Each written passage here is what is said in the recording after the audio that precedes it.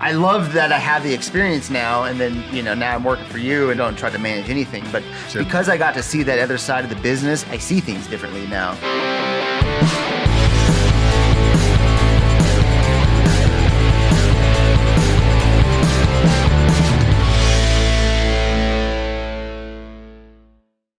What's happening? My name is Austin Spencer. This is Support Your Local Tattooer. Thanks so much for hanging. I'm super excited about this today.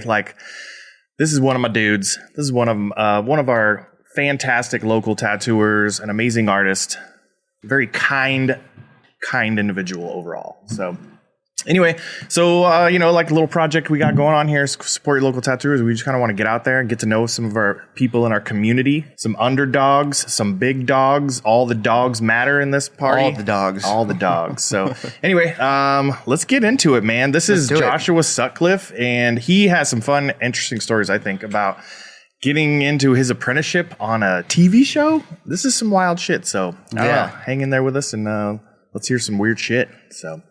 Yeah. So what's happening, dude? I just kind of, like we like to do is just kind of get a feel for your origin story. Yeah. Get a feel for where and how the hell you got into this industry. Yeah. It's definitely interesting. Yeah. At least for me. Yeah. You did your apprenticeship on a fucking TV show. Yeah. Which in a casino.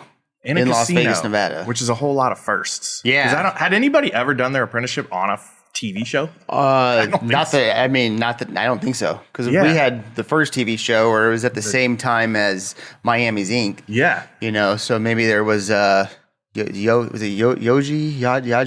Yeah. Not Ami. Ami's the tattooer. I can't remember the apprentice's name. Anyways, okay. I was doing an apprenticeship in a casino, and they had a TV show on A&E. Yeah. And I was 19 at the time, and there's no other TV shows. So I did, fast forward by 20 years, you look back and there was no one else doing that, Yeah. let alone have a tattoo shop in a casino, which that was also a first. Yeah. So luckily, I think I was 19 and was oblivious to the world and the industry and didn't have to overthink anything. It was just sitting in the pocket and enjoying the moment and could kind of focus on my apprenticeship. Yeah. A lot of distractions at the time, but overthinking the situation was not one of them. So that's good. I don't know if I could do it now. A little backstory on the shop. The shop was Hart and Huntington. Yep. Hart and Huntington at the Palms Hotel. Carrie Hart's shop. Yeah.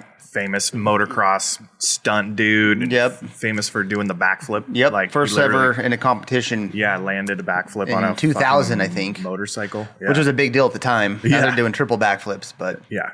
Anyways. But he was the one that did it, dude. Yeah. Yeah, and set some crazy standards there for the rest of that whole sport. Yep.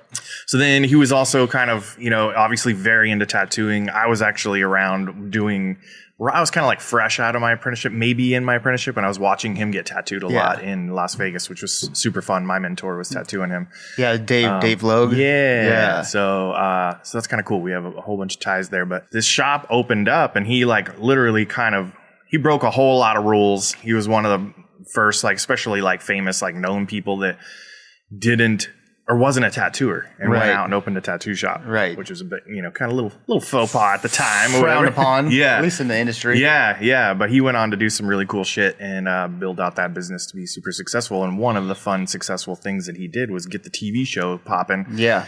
And then somehow found you in town and Yeah. Well, specifically my cousin Jason Roof was one of his best friends growing up, and so he got a job as the first manager there. Oh yeah. Okay. And my cousin growing up was like a brother to me. And actually I remember getting a phone call one night asking if I wanted to be a shop helper. Yeah. So I knew this was opening up for a while because of him, and it was just cool to know someone that was gonna be a part of that. And then I got a phone call asking if I wanted to be a shop helper. And I vividly remember I pretty much quit my job that night. And I was 18, 19 at the time. And I didn't put in my 2 weeks. I actually still feel bad about it to this day. No, and we had we didn't have cell phones at the time. It was landlines, and I remember getting phone calls like, "Where you're not at work? Where you at?" You know, damn, and I you straight just ghosted them. Yeah. I still feel bad about that to this day, but that's how I got a job at Hart and Huntington. So I was actually there 2 or 3 days prior to actually open to the public. Okay. They did a soft opening to the employees at the Palms, and I was just a deer in headlights, mostly because of Carrie. You know, I had met him before, but it was just like. I know I put him on a pedestal and he's still kind of do, but young dude out of Las Vegas. Yeah, he was one of the first guys that I saw out there like really like holy shit like go big and get out not get out but like come out of this town. Yeah, and, yeah. So then the shop opened and So you started as a helper. You were just cleaning, doing the standard. You just jumped in just to be excited and be in the environment. Yeah, it was really just to work for Carrie. Yeah. You know, I had a couple tattoos. I loved art, but it wasn't, for me, it was still kind of underground tattooing. Like they had tattoo magazines and they had conventions, but it wasn't mainstream like it is now, and so. You were an illustrator or like dabbled or no? At the time, I'd tell you yes. Oh, yeah. What I tell you right now is no. Yeah. I just loved art and I had done it and taken classes, but it wasn't to pursue anything. Yeah. It was just like my interests in school were PE and art. Okay. And so, and then the two, right place, right time. And I my first mentor, Ben Korn, I'll be honest, I don't even remember what was said. It was just big brother, little brother. I guess I'll show you some things, and one thing. He worked in the shop at the time. He worked in the shop. Yeah, and I mean, right place, right time. Looking back, I don't know. It was weird how it came about, but fast forwarded by 20 years, it feels like it was all meant to be, and it was natural. And getting the opportunity to do that, I knew I would stick with it the rest of my life. Yeah. And it was. Again, it feels like it was all kind of planned out, meant to be. So, give us a little feedback kind of on some of your, because you have some really unique experiences, like you got hazed and you went through the whole kind of like semi-old school apprenticeship, pretty old, kind of old, like our generation old school. Yeah. So you were getting hazed and like having to do all sorts of silly shit, but you had to do this all on TV, which is fucking wild. So, and with all these like really strong personalities around and these crazy tattooer dudes. Yeah. What's funny is a lot of people felt like I was getting hazed, and I think especially nowadays, if it was nowadays, you'd be getting hazed. But what I went through on with my apprenticeship, and it was on national television, compared to some of what the actual tattooers that I was working around, like some of the stories they were telling, I had it very easy. Yeah. And it's kind of interesting because. Prior to my apprenticeship, my friends and I would always like film each other doing stupid stuff, kind of like Jackass, but not the Jackass era, not as extreme. Yeah. And I think because of that, I was already like used to being filmed and doing things, and so it also goes back to the hazing. I didn't feel like I was being hazed, dressing up in chicken suits and What other kind of shit did you have to do? Well, you told me a milk story or something. You had to drink a gallon of milk. You tried. The very one of the episodes where I'd gotten a lot of attention from was they bet me I couldn't drink a gallon of milk in an hour for $1,000, and I couldn't. But I think you could. You can't. I can't. I saw someone do it the next day, but it was like it sounds terrible. I pounded a gallon of milk. I got about 3/4 of the way through and started throwing up blood, and on top of that they said they give me $250 to drink the other quarter, and I did that, and so I got some money out of it. So that was like that was on the first season of Inked, and so that was the first thing I did. I remember Carrie bet me. I can't remember if he bet me or he said I'd give you some money, but I wore a thong and went out to the Palms pool and passed out like Hard Huntington flyers. Yeah. So basically butt naked. And was he present a lot during that first season? Was he like one of the main? He was. I think mostly because he was the owner and he had to be. Yeah. But I definitely feel like I was on his show more than he was on his show. Oh yeah. And I know he wasn't really into the whole filming thing, but it's what made the shop blow up. Yeah. Because without that, the shop was about to close. I remember it was like, if this doesn't work, we're going to close. And then we filmed and aired, and within that first like week or two of airing, it was packed. It's so crazy. Like it literally changed the whole dynamic of like how they were walking by that store already. But then the second they see it on TV, it like justifies it and makes them want to spend their money there. Yeah. Now you want autographs and photos, and there's a line out the door, and it was also being 19, 20 years old to see the power of television. And I was like, it was on A&E, and I was like, no one watches A&E. It's TLC. No one. And they do, or they did, and it was like, wow, and people want autographs and photos, and I'm sitting back like, why would you want that? Why do you? It doesn't matter. I always did it, but it was like, I'm little old me, and then I guess it kind of trickles into the bad part of it too, and people not liking you, or I don't know. It was just bizarre. You said you had some funny like hate emails and. Yeah. I remember this was when the MySpace came out, and I remember going home and getting on it and looking at it, and I had like 10,000 friend requests, and you could accept them. Get the fuck out. Yeah, and it was like 10,000 or the multiples of 10. And I was sitting there, I was 19, 20 years old, and I was accepting them in tens. It was like an hour, click. Whoa, and I didn't know that. Yeah, and so I had gotten people writing me hate mails, like hate, like, sliding in the DMs and just shitting on you. Pretty much. And those were the only ones that I would answer. I wouldn't answer the good ones or people saying hi, and that's weird. Yeah, I would just I mean, nowadays I wouldn't do that, but as a kid, especially coming from basically nothing, Did you felt like you had to like express, like kind of not like defend yourself or not like what were you saying back to fuck him? off, just like thank you for the message, and this is gonna fuel my fire, and you're doing nothing but helping me, not hurting me. And so you took time out of your day to write some negativity towards someone that you don't even know. So it was, there's one specific one I can remember still, but there's people out and about. For the most part, everyone's, all love and that. I actually still have mail. I don't have any hate mail, but I have mail from people, from fans that would write and like snail mail. Yeah. The OG snail mail. And you got that saved. You should. Yep. So some funny stories there too. I know you told me there was like, obviously like you're like a 19-year-old young guy. So you got quite a bit of attention off like the girls and stuff. Yeah, for sure. Yeah. Was not mad at that.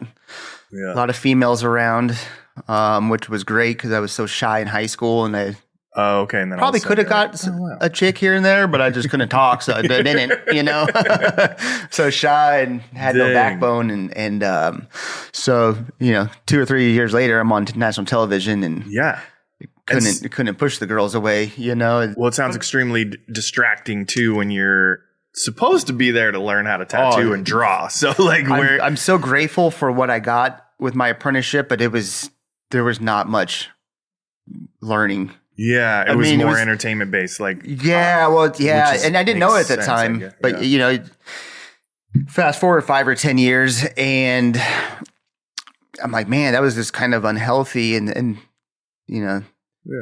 huge thanks to Thomas and mostly Twig, Clark North too, but for showing me the ropes, but. Yeah, you had talented tattooers around you too. Oh, yeah. So, but you guys were kind of thrown into this whirlwind of like it's kind of like where we're at today with Instagram and on social media. Like we not only have to be tattooers and artists, we have to be entertainers and video editors and dancers or whatever the fuck you want to find your niche in. But so back in the day, you had all these talented guys around. They already had their bearings. Like they were solid tattooers. Yeah. And so you were just kind of jumping in. Yeah. So you did get to be around talented tattooers. Yeah. You were super lucky to be around. And also something I didn't know at the time, I don't know.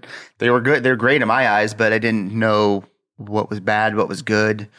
But all of those guys, I don't mean to cut you off, but all those guys, they weren't Vegas local at the time, right? Didn't they come in to work at the shop to be on the show and stuff? I can't remember. Ben Korn came in. He came from California.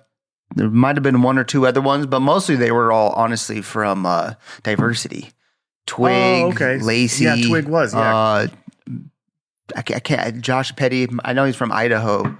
Josh and this dude Adam. I think they might have came from Idaho, but Jerome, Uncle Johnny.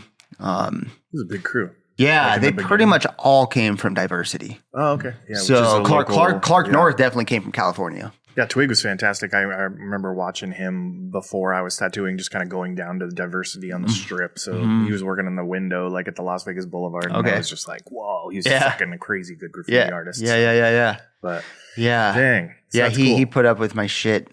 Yeah. Luckily. So, but yeah, trying to learn. You're working from 6 p.m. to 2 a.m. You have a basically an on-set Hollywood like setup of lights production. You have people running around with cameras, and then it's not a big shop. I know you've been there. So then you got a bunch of people in there, and I'm also being paid my $5.15 an hour at the time to do my job. And then when I can, I'm trying to learn tattooing, and then I have all the distractions of basically it's mostly the females and like the party scene around, and it's and then I would tattoo when we closed from 2 a.m. sometimes to like 5 or 6 a.m. Yeah, and I did that for a long time. Yeah, and that's what it was. That's how that's where I could do it, and luckily Carrie would let me. Yeah, because he could have shut that down very easily. Yeah, it's often get asked if I ever made any money off the show, which was probably a couple $1,000, but I always tell them I got a career out of it. And Carrie could have just said no. And then obviously the guys could have not have shown me anything. So that's how I look at it. Yeah. They could have dumped you just as like a guy who just popped in to be the apprentice position for the, like the script of the show almost. And then got you out. So you got to stick in, and that was a lot of your just own being a good dude and taking it serious and showing up and like actually applying yourself. So as much of a party as it wasn't all party. Like you were putting in work and like being loyal and I want to change it for the world, but if I could, it would be like a little more mellow and let's learn about machines and what are some of like what's your like first tattoo experience like when you got to sit down? I mean, how many mentors were standing around you and like fucking with you, or how was that experience? Specifically, my very first tattoo I did, I was going to do a Ben Corn skull on my leg. One of his signature styled skulls. Yep. And then I was going to tattoo a buddy right after that. And of course, it was on the TV show, and they had a surprise. And we're in the back room, and I'm setting up, and then boom, around comes the corner, Rick Walters. And I'd heard about him. They call him Papa. And so Thomas and Clark and this other tattooer, I can't remember his name at the moment, but they all were apprenticed by Rick. And so he pulls us around the corner, and of course I'm about to shit myself, and it's like, it's already hard enough. And but he was very nice, very helpful. And I remember, where everyone's using coil machines at the time. And he's like, hey, we're going to show you how you can tell if your machine is tuned correctly. This is how you do it. And pulls out the machine, and you have to run the machine in your hand and with water with a needle. Okay. I still don't know how I couldn't tell at all if it was tuned correctly. It hurt a lot. And his hand was all so calloused just from that. What? And I'm sitting there like, and so I basically had Rick and everyone. Rick, actually, I don't even know if Twig was there at the time, but Rick Walters, Clark, all the camera crew, a bunch of people I didn't even know were just all sitting there watching. And so that was on national television. And then I tattooed my buddy right after. And what'd you tattoo on yourself again? You said the Ben Corn skull? Yeah. Well, it's still on your skull. It's a skull and crossbone now. Yeah, okay. But did that. And then I tattooed a friend right after that. Yeah. And this was in 2004, the summer of 2004. So 20 years ago this summer, and our joke is that his tattoo is still healing. So 20 years later, it's still healing. Yikes. Yeah. So, but so that was the very first. Terrified inside? Yeah, I think I was. I don't really remember. Yeah, I don't know anybody that has that level of pressure. Like we had pressure in like our first tattoo. Like I did my first tattoo under my mentor in the shop, so he was standing over me, and that was intimidating as all hell, Yeah. But I can't imagine like getting thrown in there with this like old dog who's like a badass cameras, your regular mentors, and all of the shit show like circus production around you. That's fun. Funny because I just remember, I don't really remember doing the tattoo. I just remember everything. You blacked out. Yeah, pretty much. Like, I don't know what's going on. Yeah. Yeah. Just peeing yourself out while you're doing it. Yeah. And then I go back to being young and really just sitting in the pocket of trying to be, I definitely wasn't confident, but trying to be calm. And I'm sure I was freaking out, but if I were to do that all like at age 39 right now, it wouldn't work. Yeah. I don't think it would work. So you did some fun stuff. Like, so how did everything start rolling there? Like, so from there they put you like, how soon? Who were you tattooing right after that? I was just tattooing friends. Okay. Like I said, from like the after hours. It was like off camera. Yeah, off camera. I think I tattooed 3 different times on the TV show. Okay. And then you were still kind of just being the apprentice during the show or whatever. Yep. Doing stupid, quirky stuff. Eventually, Thomas did not work there. Yeah. So the second season, he wasn't in it. And so he was kind of the go-to character, if you will. And so when he left, I think it was more or less me. And so the second season, I was doing a lot more, I guess, just the character, the personality that they needed, which I loved. Yeah, you know, I'm kind of happy I wasn't tattooing on the TV show. Yeah, I'm sure the tattoos weren't looking. Nobody good. wants to see their first 100 tattoos ever again. Yeah. So that's funny. Yeah. So the second season, eventually I started tattooing, but I went down into Mexico. There was a season, an episode on the second season where Clark was going to take me to an actual tattoo shop because that wasn't a real tattoo shop. Yeah. It wasn't like a street shop. Okay. Which I didn't know. I was born into Hart and Huntington luxury studio, if you will. Yeah. And I was like, all right, well, we're going to go to a real shop. And so he took me to Shamrock Social Club on Sunset, and we're going to go see a real shop. Okay. So, okay, well, I know all the heavy hitters are there. Small Paul, Freddie Negretti, it's like Pioneer, Black and Gray, Mark Mahoney, they're all fine line. Rick was there. Mike Roach, the bassist from TSOL, which if it wasn't for him, I probably would have had a heart attack that day because he calmed me down a little bit. But really? It was good. It was good at the time. It was like, I actually just watched the episode the other day. It was just very like out of my element, which it's a good thing. You should be uncomfortable. Yeah. Put yourself in an uncomfortable situation, see if you can overcome it. That's why I've been running half marathons here and there, you know. But so we get there, and I'm just doing what I thought we were going to go do, go see a real tattoo shop. And then out of nowhere, Rick Walters drops it on me like, hey, you're going to tattoo me. And if you fuck it up, I'm going to fuck you up. And they all start laughing, which so this was an episode. This was an episode. Okay. This was a full episode, and then there was a bunch of episodes, but this one really sticks out in my mind. Yeah. I mean, 20 years later, what do you remember from it? It's like, that episode. So I had a trace at Hart Huntington in the Palms. We had big old flash books on the counter. Open it, you can see everything. At Shamrock Social Club, all the flashes on the wall, and so he picked out a Cobra where it was like.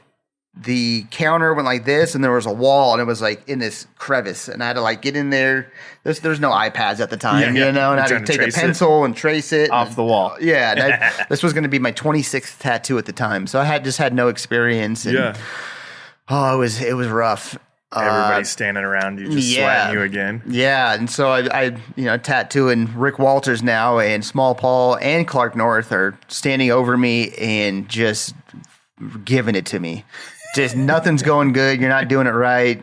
And it was just, I remember Clark North at one point was like, what the fuck are you doing that for? Straight face, like complete. And I just watched the episode. It was like 15 seconds went by before he was like, oh, I'm just playing with you. But like Clark, you know, he's got the eye patch, and I looked up to him, very intimidating. He's a talented dude. Yeah. And just like, you know, it was rough, but we're in Mark Mahoney's his own personal station, and he's coming in, and he has that cool, like charisma of the Godfather, basically, and it's like I think he levitates. I don't even think he walks. I just think the dude slides into the room. He's cool as fuck. For sure. And they let me in their house, and again, tattooed Rick Walters. And I remember Rick Walters, I don't know if he had a few daughters, but there was one daughter there that said that Rick hasn't even let her tattoo him at the time. And so,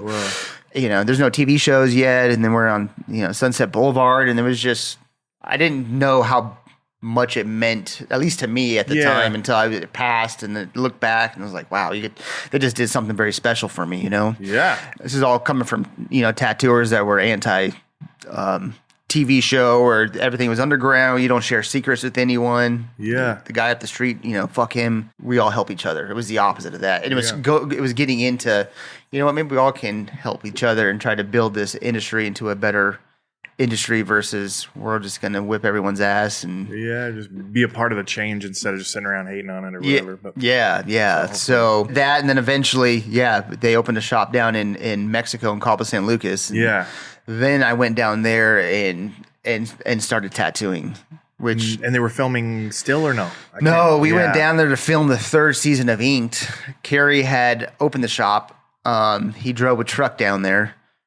He rented a house where we were going to have like a real world type of deal. Oh yeah, okay. And it all fell through.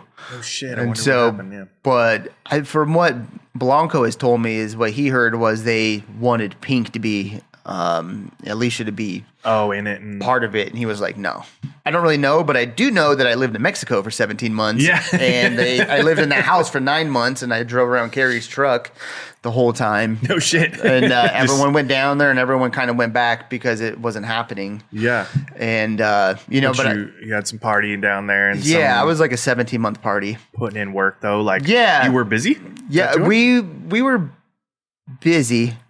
But down in Cabo, at least in 2006 and 7 and 8, it's very seasonal with tourism. So it was like 7 months we were busy, but like 5 we were not. And I think they didn't really do homework on the analytics of all that. They just opened it. Where was the shop at? It was right in the heart of Cabo San Lucas. So if you ever been there, I haven't. It's like there's for those that've been to Cabo, it was right next to Squid Row. Okay. That's like their it's been there forever. The party Actually, area. we just have the girl I've been dating. She was asking about this picture on the wall, and it's of Squid Row in 1991, and there's an eclipse going on behind it that I got from my grandpa. Whoa. So Squid Row 1991 and then Squid Row 2006 is still there. And so again, if anyone's been to Cabo, they know Squid Row. You can't miss it. It's a 3-story club. Oh, okay. They don't have it's grown a lot since then, but at the time there was like 3 places to hang out, all within 100 feet. Yeah. It's like a very small, it's grown a lot since, but pre-Yelp. Yeah. Pre-Yelp. Google review. No one was Yelping at the time. Went down there, didn't know anyone. Yeah. Did you get into surfing and stuff down there or no? No, I'd already been into surfing, but that was one of the reasons I went down there. Carrie asked me if I wanted to go down there, and I literally did not even hesitate to say yes. Yeah. I also didn't hesitate to do any research on it. So when I got down there, I got built up what I thought Cabo was going to be, and it's complete opposite, or it's just something different. And that was a little detrimental to the 17-month. It was gritty or what? I mean, I don't. It was just like I don't know. I don't know. I honestly don't really remember what I thought it was going to be, but it was not what I thought it was going to be. And so I got down there, and it was hard to appreciate at the time. Were you pushing yourself to grow as an artist at the time, or were you still kind of kind of like hanging out tattooing? It was more like this is now my job. Well, because I was also like out of my element, and there wasn't a whole lot of places to go get art supplies, and you had no friends, and there was what's funny is everyone that I got along with were the local like Hispanics. Yeah. The ones that were hating that I didn't get along with that I thought I would have were the ones that were just like me, like the surfers and the skaters. They were very territorial. Oh shit. Yeah. It was like something out of Lords of Dogtown. Yeah, okay. Point Break. Yeah. And I was like, well, you and I look alike, but I'm the guy that came from Vegas that was on the TV show, and you're not welcome here. Yeah. Okay. It was like, and it was so small that you saw them everywhere, but we had like a little crew, and we weren't starting nothing, but these guys, there was a couple of them that were cool and open to it, but there's some that were assholes, and we came into their house, and you're not welcome here, even though we look identical. Yeah. But again, the ones that I didn't look identical with were the ones that were really open. I still have friends down there to this day that are super cool and speak Spanish and all that. And so I was growing my tattoo skills down there, but not my art skills, which is kind of hand in hand. But it was still like a flash driven shop. So like, kind of. It's funny, as I was telling someone the other day, we didn't have a thermofax for the first 9 months. Okay. It was stuck in Guadalajara, and then it finally showed up one day. We were doing hand stencils the whole time, and then it got there, and then it was broke. So we did hand stencils the whole 17 months. Oh shit! I remember, which is fine if you're doing something real small, but like, I remember Blanco doing this badass like full realism Superman that it took him 2 hours to hand stencil, and you more or less get one shot at that. And so, it was, we, again, before iPads. And so we had a computer where we could go back and look up a reference and print it out.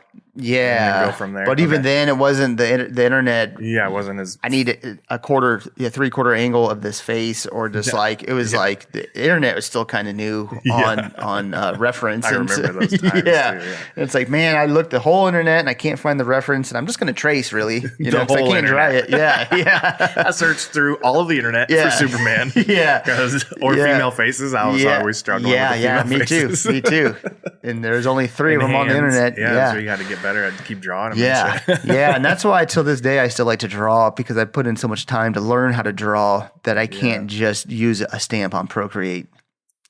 On everyone's design. And it's nothing against anyone that does that. For me, I need to know how to draw this versus this. Yeah. I just wanted the angles, and it's still challenge yourself. Yeah. And that's like, I also was given a lot of shit by my mentors that you didn't know how to draw, you shouldn't be tattooing.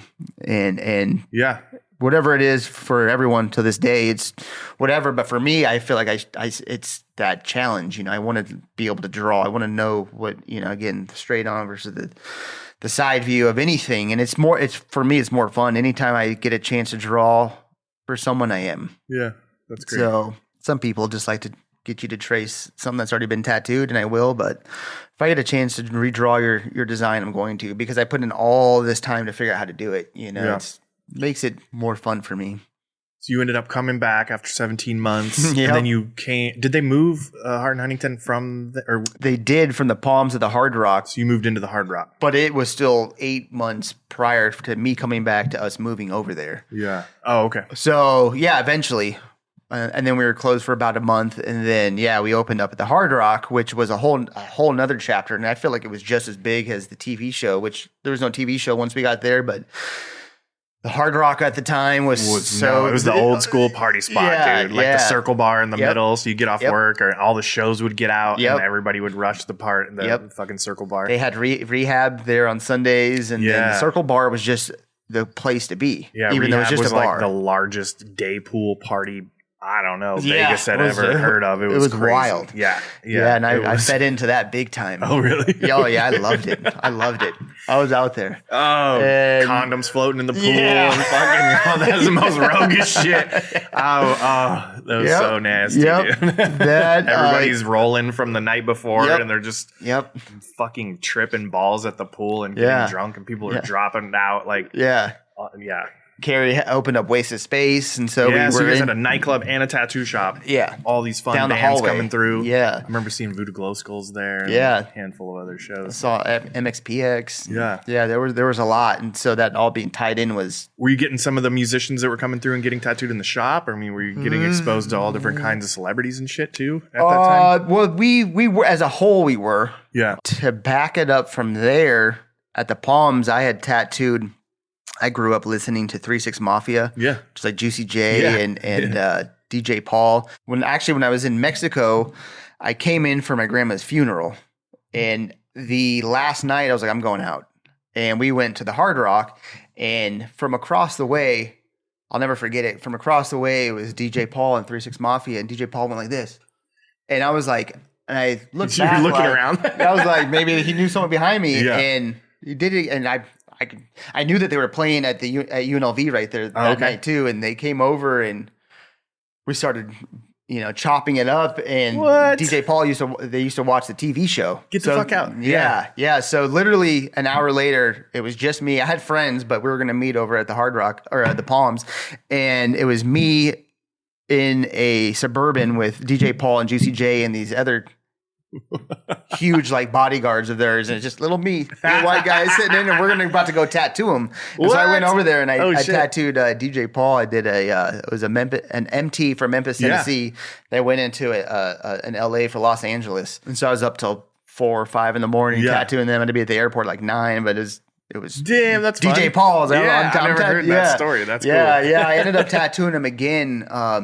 Once I moved back. So I tattooed him, and that was like, wow, this is really surreal because I grew up listening to them. Yeah. And little white dudes smoking blunts, listening to, their music. And so, but yeah, we had celebrities coming through.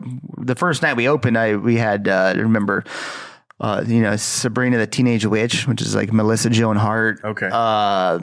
Dennis Rodman, Jeremy Shockey, who's a tight end for the Giants. I'm a huge football fan, so there was all these, and then forever it was Carrie's all his friends too. And so going back to the Hard Rock, there was people coming through, but it was like just Carrie as the shop as a whole. Everyone was kind of tattooing celebrities, or there's celebrities coming through, and so I tattooed Sugar Ray. They had the AVN Awards there, which I always thought was weird. I was in there one day and I was looking around and I was like, what is going on in here? Like, who are all these people? Everyone's like pretty much naked. The best is if you didn't know what was going on and you showed up and it's like, I had no, that's how I rolled in. I was like, what? This is the weirdest fucking crap. But the Hard Rock was always like that. It was like, well, that's why I loved it there. And that's why I say that was the next chapter. And that might've been bigger than the TV show, where it was just as fun or as good without a show, and then, I think I was like 26 at the time. So it was cool. A lot to be a part of. It was great to be a part of.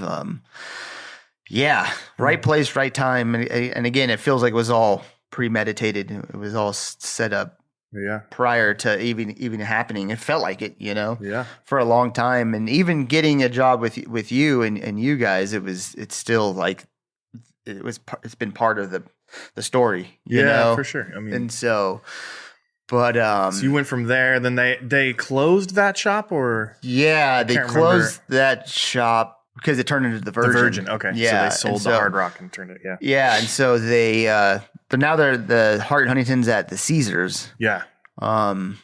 Which is cool. And it's Carrie sold the shop, and there's a guy named Chris Turk that pretty much owns all of them besides the one in Niagara Falls, which that one's pretty dope. Yeah, I haven't been to that one. I've been there a couple times. I've been to the Nashville one and and that one's cool. Both here, I went there last year. 3, but, yeah. So there's one in Niagara Falls. It's for literally like a 5-minute walk from the falls that I've gone to a couple times, and you see that in person. It's just I would like to. I never have, actually. Yeah, it's super cool. So so then you jumped out of there, and then you moved over to Starlight, which is another casino shop, Mario Barth's shop. Yep. And you kind of like these are like still high volume shops. Yeah. You're charging.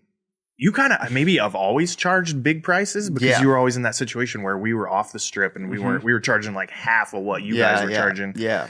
Then you got into like a management position. So I got a job there and tattooed, and I guess me and Mario Barth kind of hit it off and saw he saw something I didn't see, but what I could bring to the table, and it's some leadership and level head. Level head, which is hard to find.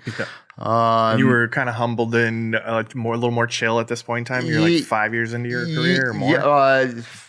Further, this was 2000, but maybe 8. Okay, something like that.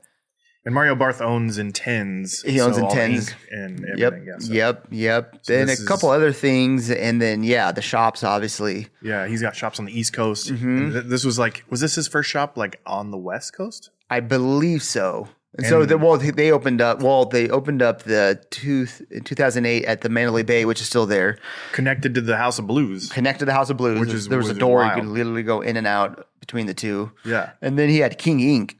that was at the Mirage. Oh yeah, okay. And you never worked over there? I didn't work there, but I had gone over there when I was working at Hart Huntington, and Alex, which was a nightclub, that had a tattoo shop in it. Which is really wild. Yeah, another first. Yeah, and Alex was working there, who works with us right now, and the stories he would tell, and really just kind of wrapped around it being super busy all the time, and what they were charging, and there was politics between that, and then they opened the shop in the back of the Mirage, just a Starlight.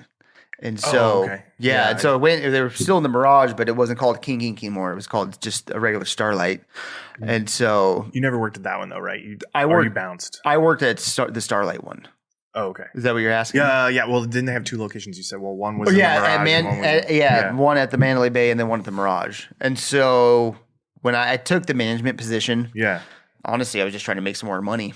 Yeah, so he paid you on top of your tattoos and manage and stuff. Yeah. And how was that experience managing the lovely world of tattooing and tattooers? Well, man. Multiple shifts, that shop like opened in the morning, closed late or early in the morning. Well, the one in the Mirage was open at 9 a.m. and closed at midnight. And I believe it closed at 10 p.m. in the week. So Fridays and Saturday, maybe Thursday, Friday, Saturday, it was midnight, and then the other days were 10 p.m. Yeah, which I loved because I was, I was up early and I was off early. And, I mean, as a manager, you're never off. Yeah, so got to see that part. Yeah, you're put on that other side of the fence where now your peers that you've just been kind of getting along with and watching them fuck up or not fuck up, and then now you're the one that's got to be like, hey man, I know last week we were just friends, but now I'm your boss, and I need you to do what I say. Actually, just need you to show up at noon. Yeah. You got any fun stories about that, like or how that may have humbled you? And one particular story, and I won't say his name, you already know who you are, could not show up on time, and it was 9 a.m. What's not on time? Well, so we had to be there at 9 a.m. and Mario wanted you there 5 minutes ahead of time. And if they weren't, it was my ass. Oh, God. And it's like, okay, so 9 a.m. You know, most tattooers are not up at 9 a.m. So we had a 3:30, 4:30 spot where you could work. And this person also couldn't show up on time for that. Okay. And I remember literally going to Walmart and buying an alarm clock for this guy, and whom I love. He's a great tattooer, you know, totally. and just like, hey, you plug this into the wall before you go to bed, you set it, it wakes you up, you get to work. That's what's gonna happen, you know. And are we talking half an hour late or? Half an hour sometimes. Oh, okay. And just cruising on in. Yeah. I'll get there when I get there. You know. Oh God. It's like, all right, and so I just got to see the other side of the business. And I'm not going to lie, I hated it, you know, because I love that I have the experience now. And then, you know, now I'm working for you and I don't try to manage anything. But because I got to see that other side of the business, I see things differently now. Yeah. Something as little as, you know, Mario always wanted classic rock to be played. And I never understood it until I realized that music sets the tone and the mood of the shop. So if someone's really scared and they're coming into the shop and they're nervous and they're just getting a little butterfly at their first tattoo, you probably shouldn't be playing death metal over the intercom. Cannibal Corpse on where 10. It sounds like someone's being murdered because it's not going to help them relax, you know. Oh my God, I had that fight for years. It's little things that if you're not on the other side of the business, you don't think about. I just really got to see, and I am very grateful for Mario let me manage his shop, because again, now I see the other side of the business and what works, what doesn't, what affects. What was kind of like a routine with you guys, like how, as far as communication goes? Did you meet up like once a week, or were you talking every day? And he wasn't there, right? He wasn't around, there. Yeah, he was never there. But I had to do daily reports each day on what I was doing as a manager. Oh shit! Okay. Yeah, daily reports, had to send those over, and just like a little blog, or you know, kinda, like what'd you do today? So and so showed up late. Basically, why am I paying you? Okay, you know. And show me that you're doing something, and then we'll talk about those things. And at first I thought, as a manager, he wanted me to try to generate more business. And it was like, no, I need you to manage the personalities in the shop, because that's what's generating business. You don't need to worry about the business coming in from the outside. It's coming in here because this is where our location is. What are you curating the personalities?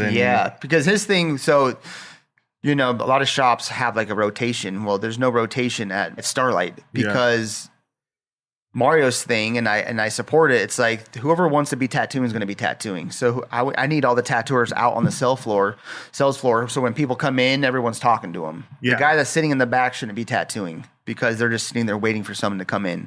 The one that's out on the floor talking to people is going to be tattooing. And again, I'm not going to say names, but we had tattooers that were doing that and some that weren't. And there was tattooers that weren't doing it that were upset at the tattooers that were doing it. And it was like this weird thing. Complaining like, that it's slow, but they don't want to talk to the clients. Yeah. You know, one of Mario's biggest sayings in the wintertime is there are no slow times. There's just slow tattooers.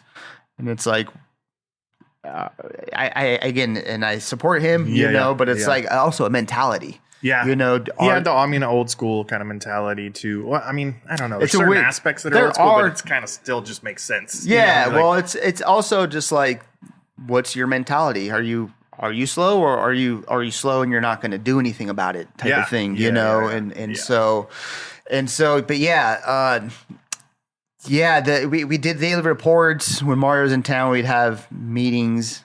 There was another tattooer or another manager, TJ, that was because there was also another manager, Emiliano, who got me the job there, and him and I butted heads a lot. And so there was a manager that was an actual manager that went to school for management and all that, and that was more professional, that did have experience. Okay. And he was at the top, and then there was us two, and he was more hands-on with Mario, and I was just the new manager. So I was kind of being, you know, I had that. Okay, like more like a shift manager or whatever, and then he was the GM of the store. Yeah, pretty much. So he ran the finances too and stuff like that. And just had the ideas, kind of like how you are with your companies, had all the ideas and the good directions to go. I did not, because I'm just new to it, you know, and so it was good to have someone kind of helping me.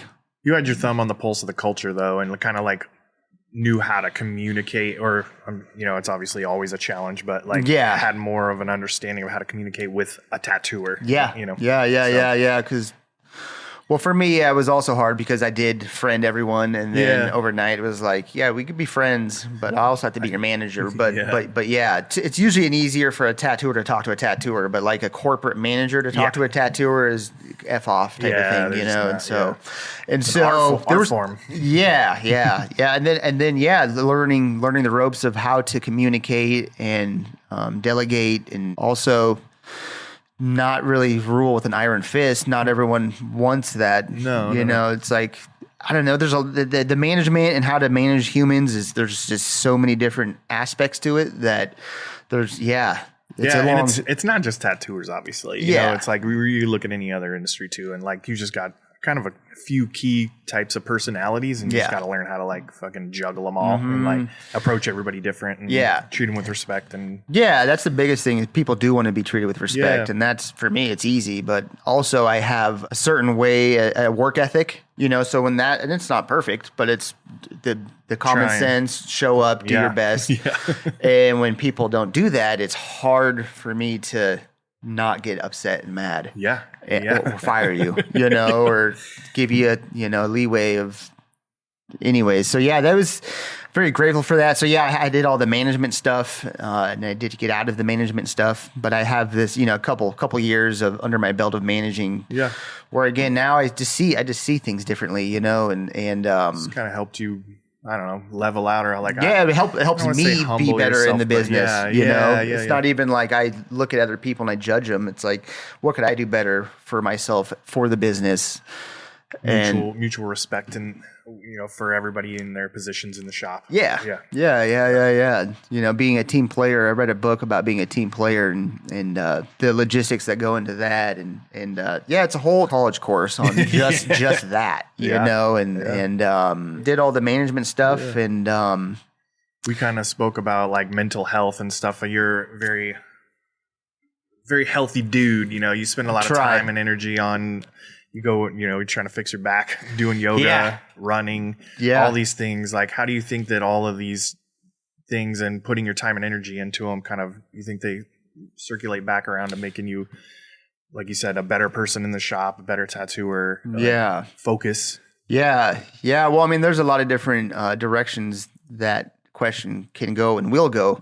But, you know, obviously mental health nowadays is forefront of society. You know, everyone's, there's homeless everywhere. There's people, harming other people, and just people like, killing themselves and suicide. And I guess I can only really speak for myself, but it's definitely been a journey of, I went through a phase where I started learning about anxiety, and it's a real thing, and I started getting it really bad in 2012, and I basically quit tattooing for a year. I was tattooing a little bit, but moved back in with my mom, and I would go to tattoo people, and I would freak out, and I would have to leave, and I couldn't tattoo anymore. I remember pulling a line on this dude's chest once, and freaking out, and I was had to get up, and I had to have Tony, Humpty, one of the tattooers at H&H, finish the tattoo for me because I couldn't do it. And so a lot of it, I started learning, it's also a lot about how you think, and how we're programmed.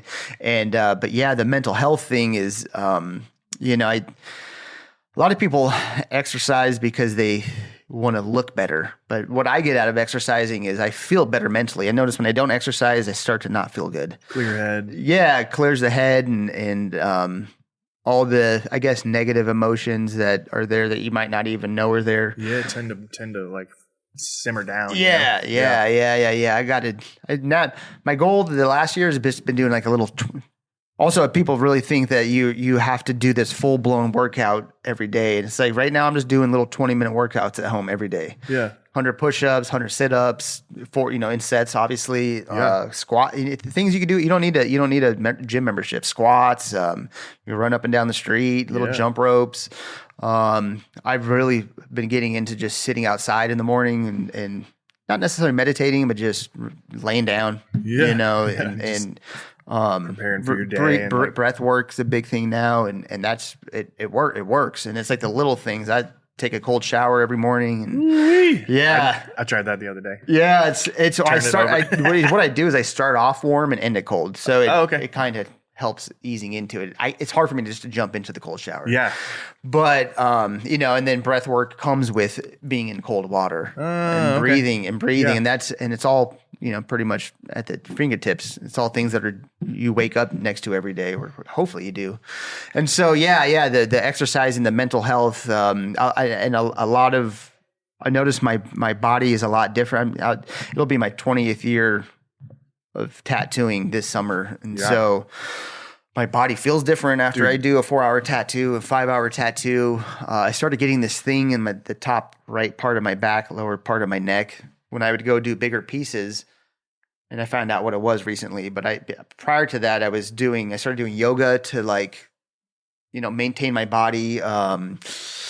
Started doing the chiropractor. I was about to start doing physical therapy, stretching. I think stretching is a huge thing for tattooers. Yeah, I had a tattoo physical therapist, and she kind of got me on some just 3 or 4 basic stretches you just do in the back room. Get up. It's so driven into us that we need to get the tattoo done and stop causing pain to the client. Just work right through it. Yeah. And you look up and you're 4 hours in the same position, and you're, dude, I'm right now. It's cracking and everything. But, by doing those stretches in the back room and getting up, same with my optometrist told me to get up, walk around. Yeah. He says walk around every 20 minutes. And I'm like, well, I can't do that. Rest my eyes. Yeah. So it's kind of all the mental health and trying to make yourself stronger in every which way. How it kind of all comes back to tattooing and relieving that anxiety when those times get extremely tough and you're nervous as fuck about something, because tattooing always throws that at you, no matter how long you've been tattooing. Those things come back and help you kind of get through those moments and that breathing, and you have to keep it in. You can't let your client know you're fucking pissing your pants right now. Yeah, you spelled this wrong, or you fucking blew out the line in the most noticeable fucking point of the female's face or something. I feel like all those things help me through that, and staying up drinking all night long doesn't. No, and I know that very well. Life. Yeah. It's funny how mental health and tattooing can mess up your mental health. It's it could be stressful, and you'd have 1,000 great tattoos, and the one where you blew out the face on the female, the line on the female's face, and the most crucial part, it's now you're going to go home and you're going to, that's going to eat you up, and you can go home and try to relax and breathe, and even breathing in the middle of the tattoos I've been doing. It's, I've been realizing I'll hold my breath at certain points. Oh, it's yeah, like you have to remember to breathe and relax your shoulders too. Yeah, what's funny is like feel posture. Like you just go like this. Yeah. I was just gonna say to focus instead of focusing like this, my focusing is like this. Yeah. And you hunched up and it's and then it goes back to, I think, to stretching or just doing yoga helps maintain my body and also my mental clarity and that. But I think you have to do it. And it was only 20 years ago, maybe even 10, where tattooers were, and I know they still do, but you smoke cigarettes and you drink Coca-Cola and eat fast food and then you go tattoo and you give it 15, 20 years and your body's fucked. Yeah, it's changed and it's changing. And I think it's changing for the good. Where you got tattooers that are like, are being healthier and taking care of themselves and I think it's all good things for the most part, but the mental health thing and to the longevity of your body, it's very simply, I think, it's just eat right, drink water, and stretch. Yeah. Lay on the ground and stretch. So my back is so fucking tight. Yeah. 24 hours a day. Stretch. If I don't do it a couple times a day, I'm so tense. Yeah. Yeah. And it's free. You lay on the ground and just do some simple stretches and it'll go a long way. And I've always been pretty physically active, but I know there's tattooers that aren't and they don't do that. And you can see them paying for it. And that would be my recommendation, or that's what I do with my body, is try to maintain it just because I also just like it, but it's again, a 4-hour, 5-hour tattoo nowadays. I have to get up and like lean over and touch my toes and just hang there for a sec. And I got one of the inversion tables at home where you strap in and hang upside down and decompress your body. I got one of those. On. Yeah. It's the little things that you might not think about. I still trip. You think Mark Mahoney stretches every day? No, absolutely not. I see the dude tattooing still, and I'm like, this dude is such a G. Yeah, maybe he does. Yeah, maybe he does. I hope. I don't. I don't think like Stan Moskowitz. He tattooed until he passed away. Right. That's so impressive. So did Rick Walters. Yeah. And I hope I'm still tattooing. To hear us complaining at 20, these fuckers are tattooing for 50 plus. And I would love to tattoo till the day I die. I just don't know if I don't want to get up to that point and be like, man, I wish at year 20 I was stretching, because I could have been tattooing right now, but I can't because I didn't take care of myself. And my grandpa ate 10 raisins every day soaked in gin. Okay. He said that was the key to his health and wealth. Okay. I was like, I want to knock it. Yeah. I've never tried raisins. Me neither. But it sounds something like a quirky old tattooer would do. Yeah. Gin raisins. Yeah. So these days you're working at our shop, Studio 21 Tattoo. Here in Las Vegas. And we absolutely love having you. Yeah, and I love being there. It's fun, man. We're working on a lot of fun projects together. Yeah, a lot of fun projects. And I mean, it's just the shop being there, just so artsy. And I remember knowing about the shop prior to getting a job there. And I'll be honest, I didn't ever think I was good enough to get a job there. Or I just was like, the artists there are on this level, I'm down here. Yeah. I'm trying to get up there. Yeah. But I remember Travis, who used to work there. He worked at Starlight. Yeah. And he bounced on me when I was a manager. Oh. And really, I think he just bounced because it was time for him to go. The way I looked at it was, I took over management and he was like, I'm out. And he got a job with you guys. Okay. And then fast forwarded by like a year and he was hitting me up like, hey, there's an opening over here and you should come check it out. And I was already had this plan set where this is what I'm doing. I'm about to get out of here. I'm looking, but I kind of have a thing to get through the winter. And I was like, I kind of told him indirectly, no, not at the moment. Or I told him, okay, you know, and then like a week went by and he was like, hey, get your ass over here. Yeah, like we have the spot, you should come check it out. And I knew Studio 21, but I was already like all caught up in this other stuff going on at Starlight. Yeah. And I was like, okay, well maybe, you know, and I was like, I don't know. And then you hit me up and I was like, all right, I'm gonna come at least say hi, introduce myself. And I got a job there. My joke to Travis was, I was surprised that you would, refer me over there because I was just your manager over here. Oh. And I thought you hated me. Or He's I all, thought, I just don't want you to be managing me. Yeah. Enjoy you as a person. Yeah.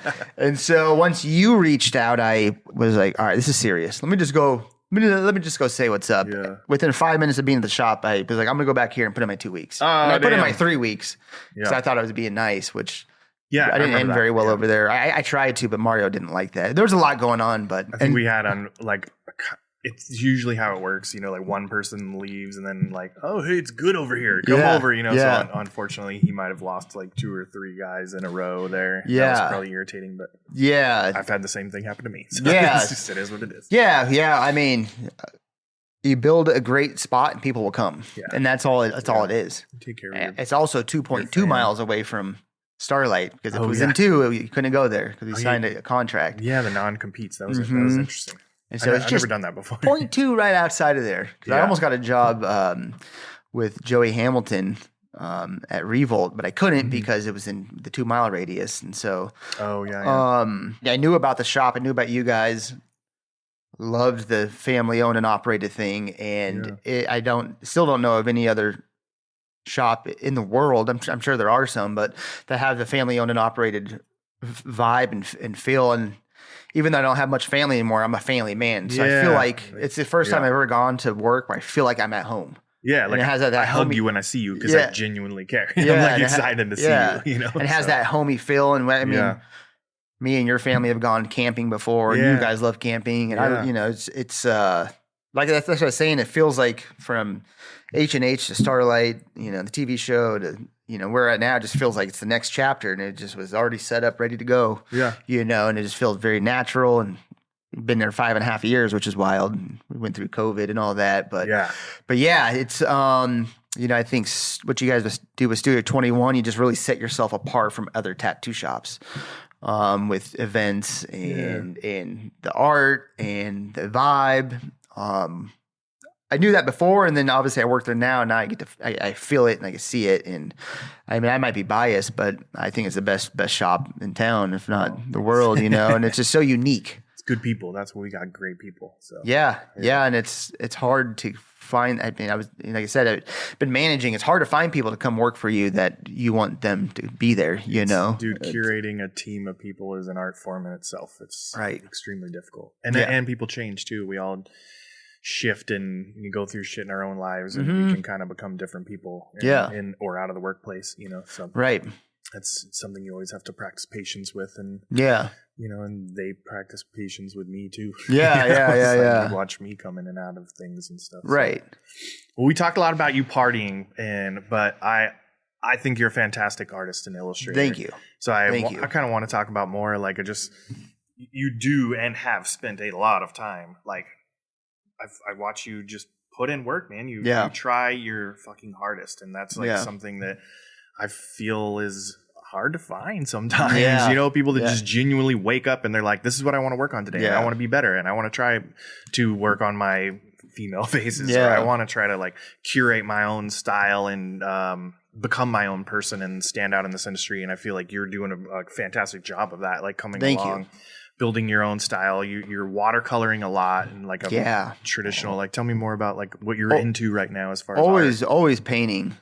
Yeah. That's, you know, painting is, especially watercolors, kind of like tattooing. You draw it, you usually line it, and then you color it, kind of like a tattoo. So the painting aspect outside of tattooing is you have a flat piece of paper. It's white. All the colors show up great. It's flat. It doesn't move. I don't mind if it talks because I like talking with my clients. It's actually one of the perks, but it's, you know, it's the medium to tattooing. You know, because tattooing can be stressful and difficult and doesn't always come out the way you plan it. I guess painting doesn't either, but so, you know, I'm always, when I got into tattooing, it was always, I'm going to be the best I can be. And if I ever, you know, it goes up and down at times. If I ever lose that, I'm not going to tattoo anymore. And I haven't lost it. And I'm just started my 18th year full time of tattooing. And at the beginning of this year, I was like, I think I reached my potential on just being the best tattooer I can be. Now I want to be the best artist I can be. How can I take my career to the next level? and it's still a work in progress. And I guess it's trying to find a style, which is, I feel like you have your style. You've got it. Now it's just fine tuning it and being productive. You're doing large scale watercolors, which I personally have never accomplished in my life. And I think they're awesome. I did. I've been doing that. Portrait mixed with, you do a lot of like, your take on traditional Japanese. Well, that's the thing. It's like, I don't know if I could just do one style because I have all these other interests. So maybe I create 3 or 4 styles. And so at the beginning of the year, it's like, all right, I want to do large scale work. And what is it going to be? And I'm still drawing and figuring that out. And, so I've just been drawing 3 or 4 different styles. And like you said, they're all a mixture of like realism and watercolor and nature and I love all Japanese. Things you're passionate about. Yeah. And so I realize trying to set this all up, it's actually a brain exercise to figure out what it is that you like and want to draw and tattoo. Because the way I was taught was you get good at everything and then you can figure out what you don't want to do, what you do want to do.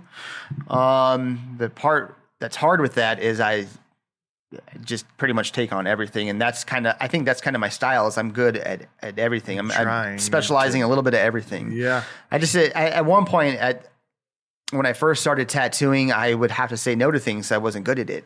Yeah. And then it's like, all right, well, I'm just gonna get good at everything, and then when the time comes and it's not that busy, I'm not the one sitting around because I don't know how to do something or I don't want to do something. Yeah, there's things I don't really care to do more than others, but I definitely don't want to be sitting around. I love tattooing enough to where I'll pretty much take on everything. If I'm not good at it, I'll tell you. Yeah. I've been doing it long enough to say that, but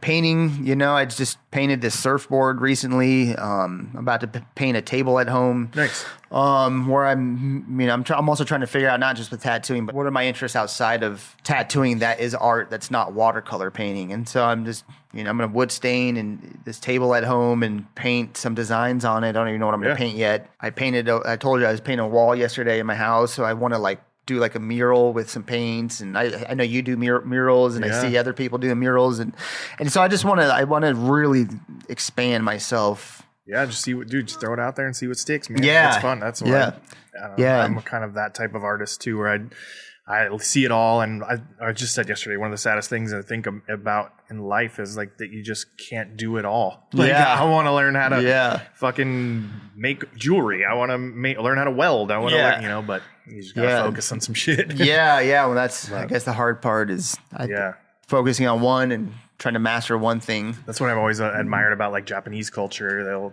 They'll gravitate towards one thing and they'll literally dedicate their whole entire life to that one thing to be the fucking best. Yeah, and that's why they crush it at the vast majority of things out there. Yeah, and that's very admirable and so cool. That's just not me though. I black out and I'll if I put 10 years into something, I'm like, dang, that's awesome. I got so many 10 years to put in. Well, it's like I think you did do it. It was tattooing. And so, but anything else, it's and then you start throwing in kids and relationships and businesses, and you want to learn on your own one thing, and there's not enough time, in the day. Trying to stick in our realm of tattooing, whatever. If it relates to tattooing, then I can put my all into it and be happy with it. And I'm in love. So. Right. Yeah. So my passions are really just trying to expand myself as an artist right now. Good. Yeah. And just learning. Like I said, it's a brain exercise, and then you learn about something, and like we were just saying, you stick to one thing, and that's hard because my ideas, I have a new idea every day. Yeah. And I try not to bounce around too. I'm great at starting things. I'm terrible at finishing them. And I have all sorts of things laying around, and I'm a 10%er sometimes, but I'm getting better at that later on in life. Yeah. So, like another thing I think I've seen that you do really well is you're currently still adapting to social media more and more. Like you're learning how to express yourself, through the video platform, which a lot of us older guys complain about and we don't want to have anything to do with. Right. But you've learned to kind of find, your voice and try to mix your traveling and, your art all in there. So you're not just a tattooer posting pictures of a tattoo. Yeah. You're, sharing your personality. I think that's super important. Like, I don't know, you do a great job at that. Yeah. Well, I've been telling everyone I'm tattooing nowadays. Unfortunately, fortunately, it's not just about a good tattoo anymore. Yeah. You have to have that, and it's not a good. Then it was about a good photo for a while. Now it's just not about that. Now you have to have a good video. Yeah. Now they want to see your face. Now Yeah. you got to, Hear your voice and I think if you have a large following, it's not mandatory, but I think if you don't, and there's so many great tattooers nowadays, especially in Las Vegas, that anyone can go to anyone now. And, and so social media now is like, this is your portfolio. People are looking for people to get tattooed by, and what do they see when they come to yours? This is what they see, and if you're slacking, then they're not going to pick you, because they can pick the guy across the street or in the same shop, And so, and this also goes back to the TV show thing where I like filming and editing. It's fun to me. That's cool. I don't like looking at my screen all day. Yeah. And that's, what it requires.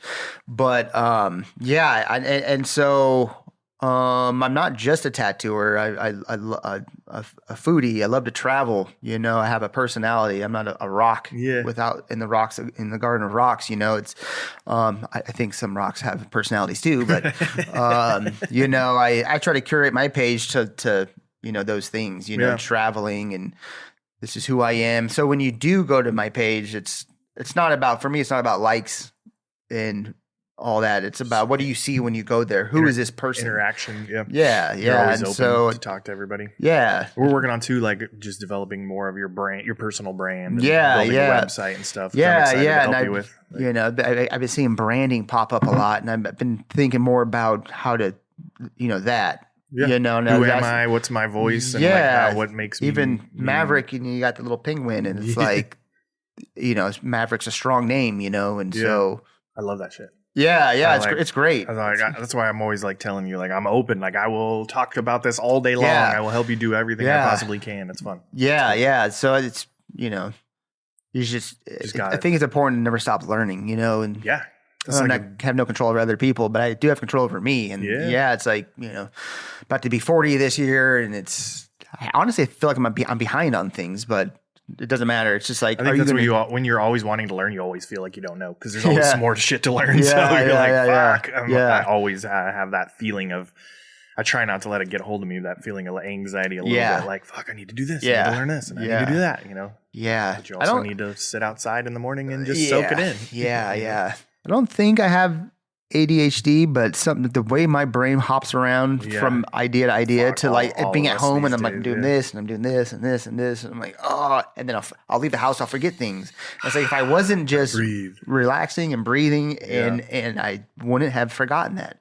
My brain doesn't need to race that fast, but it can't be that hard on yourself too. It's it goes back into the mental health and the way we think. A lot of the way we are is just by the way we think, and we don't realize that we can sit back and control the way we think. And it's a practice, but anyways, it's been. So you want to focus on that kind of in the future? Branding and just personal brand, and strengthening yourself as an artist. Skills, traveling some more. This year I was like, I'm still traveling. I was going to take time off this year from going on any big trips. Yeah. I mean, I still have a couple small trips. I'm going camping next week, and it's all within my schedule too. I haven't taken a day off from the shop since October, and then before October, I went to Thailand and Indonesia, which I think I kind of like the idea of not taking time off and just doing a big trip. And I've talked about that. And you got tattooed out there. Yeah, I got tattooed. Love Lady or what is it called? It's like love. Love. It's love something, but it was a beautiful shop. Yeah, super cool. Fucking brain farting. We're both brain farting. You ever done like the guest spot thing? I haven't really. I've done a lot of conventions, but never really done a whole lot of guest spots, and I do want to get back into that. Right now, my kids are pretty young, so I would at home, but I guess I would. I would love it. I just don't. I guess I don't know. My thing was, I'm just gonna go travel, and I'm gonna get tattooed at these places, and I'm gonna friend them, and then maybe I can guest spot. And they can come here and guest spot versus like hit you up on the DM. Hey, I want to come work at your shop. Yeah. You gonna have me? No, you can build your relationships and build your community first. Yeah, kind of like I don't want to ask for someone without knowing who they are. No, it did. It does always still to this day. Like when I'll just get a DM, hey, I'm going to be in town this weekend. Can I work in your shop? And you're like, I don't even know who you are, bro. Yeah. And I don't why would I let you in my house? Yeah. You know? Like, I don't want to be that guy. Yeah. But I will come and get tattooed by you guys, and maybe I won't like you, or maybe you don't like me. So let's. Not even going to ask for anything. I'm going to come get a little tattoo and check you guys out. And I did that in Indonesia. And that was pretty cool. And then I didn't take a day off before that since May. So I think this year I was like, I'm still doing little traveling here and there. I was in Arizona last weekend but yeah, I mean, I really have my eyes set on Japan in the next year. So I was supposed to go for my 40th birthday. Really? COVID hit. So, COVID. Yeah. I'll try again. That was the whole COVID. I also had another baby too. So. Yeah, well, that makes things a little more challenging. Yeah, I would imagine. I don't know personally, but I see it with people that have. It's tough. Yeah. So overall, you love living in Las Vegas. You love tattooing here. I mean, what are some of the highlights of like tattooing in this town that you think? Yeah, I mean, I was originally born here, so this is home. I also have the right to naysay some things about it, but I think everywhere has pros and cons. Yeah. I think tattooing in this town, we get a lot of tourism, and working at your guys' shop, it's rated #1 for reviews in Nevada through different platforms, and people that come in town, even people that live here, especially all the 1 million people that moved here in the last 2 years that don't know where to go, gravitate towards those reviews, and so it's a lot of people in a small area, so that I think provides a lot of business. There's also a lot of tattoo shops here, but I think I do love living here, but there's no beach, and I love to surf. A lot of times when I'm going traveling, it's to go surf somewhere. Yeah. So luckily, 45-minute flight to Burbank. Yeah. I was gonna say a 4-hour drive to Huntington Beach, and so I do love it here. I think I'll eventually move. Who knows what the future is going to bring, but I have family here that keeps me here. I just met this girl that I've been dating, and we both love the outdoors, and Vegas is great for the outdoors. We're like central to Zion, it's so easy to get in and out of. Within 3 hours, you got 25 meccas, fucking state people, parks, rock climbing, all that shit. Yeah, you can get to the snow, and the beach in one day if you wanted to, and so that keeps me here. Unfortunately, the cost of living has gone up, but forever the cost of living was so low, and that was. You keep riding you on buying a house. Yeah. Or Boulder City or something like that. Yeah, it goes back to the coulda, woulda, shoulda. I still am open to it, but I'm just thinking, man, 10 years ago, instead of partying, you could have bought a house. You can't look at it like that, but it's still this thing that kind of circulates in my head. Like, damn, I wasn't brought up around people thinking that way, so I never thought that way. So now I think that way, and I still can do it, but would have loved to get one of those houses you got downtown for $100,000, or it was a little more at the time. No, I got my house I live in now. I got for stupid cheap. Yeah. I was drunk, and the girl I was dating at the time, her brother-in-law was like a mortgage guy, so I was like, I can buy a house. I didn't know I could do that. Yeah, I signed some papers by myself. Yeah. Maybe I should get drunk and do it right now. Yeah. So yeah. Man. Well, I just want to thank you for coming. I think we pretty much got a good roundabout, little action background. You had a real fun story, dude. Doing your apprenticeship on national television is pretty wild. And I don't. Honestly, know too many people. No one else did it, at least for Hart Huntington, because the one and only, that did it. And, so now you just did a project with Hart Huntington for the 20-year anniversary of that, right? Yeah. It's the 20th year anniversary. So you guys did some collaborative shirts or something? Yeah. BJ reached out to me. He's the manager or whatever. Asked me if I wanted to come and we'll do an interview. You could tattoo me. We got this little clothing line that's a 20-year anniversary of some of the styles that we had in 2004 that they hadn't had in a long time. And then it's kind of redid some the colors to them.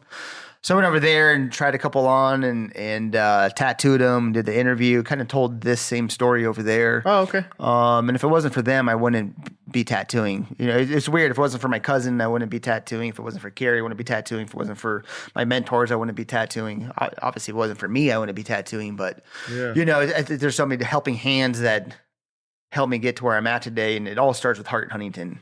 So that was nice to go over there and still feel at home. And I still, you know, love them and support them and you know, I'll always be Hart Huntington, you know. Yeah, that's great. They still like reach out to you and you kept those. That's, you know, a good thing, a very important thing is keep those relationships alive. Yeah, like be kind to people, man. Don't be a fucking dick. Yeah.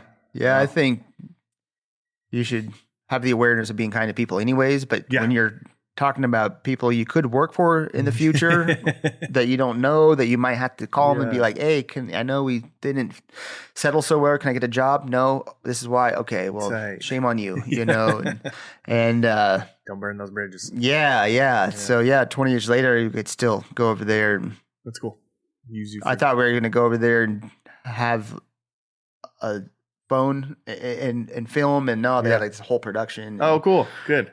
You know, where do we see that at, or like how do? Well, they just came out with the interview. I think you can get it on YouTube. I put it on my Instagram, Fitz_tattoo, that has like a link that kind of tells a little bit about the story of how it all started. Fitz FITZ underscore tattoo. FITZ underscore tattoo. So that's where we find you right now until you get your website built. Yeah. Cool. Yeah. So we just did the 20 year. That was really cool. Wild it's been 20 years. Yeah, that's great. I don't feel old, but I look at the numbers and it's like you're getting there. I feel like I just started in a weird way. Yeah, that's important. Yeah, versus the other way around. You know. Yeah, time is a valuable thing. It's very interesting, especially when you get into the higher years and you have a Rolodex of memories and you have a resume. You know, and.